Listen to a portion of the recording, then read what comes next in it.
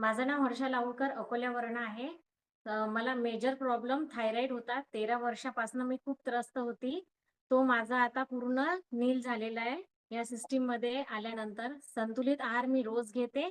त्याच्यामुळे मी आता खूप खूप खूप हॅपी आहे आणि माझा तरी मी पूर्ण रिझल्ट सांगणार नाही. मी पूजा मॅमला म्हटलं, जेव्हा मी व्ही-आय-पी होईल, तेव्हाच माझा स्टेजवर पूर्ण थायरॉइड वाल्या भगिनी, थायरॉइड वाल्या महिला भगिनी, हे बघा, खात्या पित्या घरचं माणूस कसं असतं आणि इथं इथं सकस आहार खाणारं कसं असतं. यानं कॅन्सर पण होतो हाय स्टेजला गेल्यावर, लक्षात घ्या. सगळं गेलं बी प्रॅक्टिकली हुशार. हॉस्पिटल बंद सर म्हणून. बाजूची किटकिट कमी होती. हे रिपोर्ट आहे, डायरेक्ट रिपोर्ट बोलतो. झूम करा, दाखवते ना तारीख बिरीख प्रमाण, किती एमजी ची गोळी होती. करा झूम त्याला.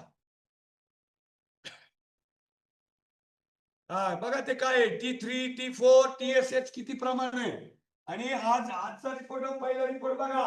आजचं प्रमाण पहिलं प्रमाण बघा.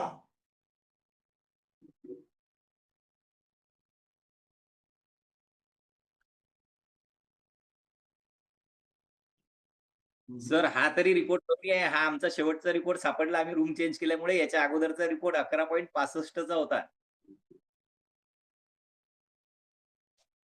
सर्वात अगोदर सर मला 100च्या वर होती. त्याच्यानंतर 75, 50. आता काहीच टेन्शन नाही.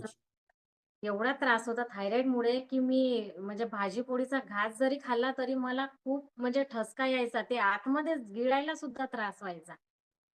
आणि कधी-कधी तर झोपल्यानंतर जो श्वास असा थांबून जायचा, म्हणजे एकदम जाग यायचं, असं वाटलं की गेले की काय, असं खूपदा झालंय मला. खूपदा. संध्याकाळी झोप. बऱ्याच वेळा रडायची सर ती. असं झालं की.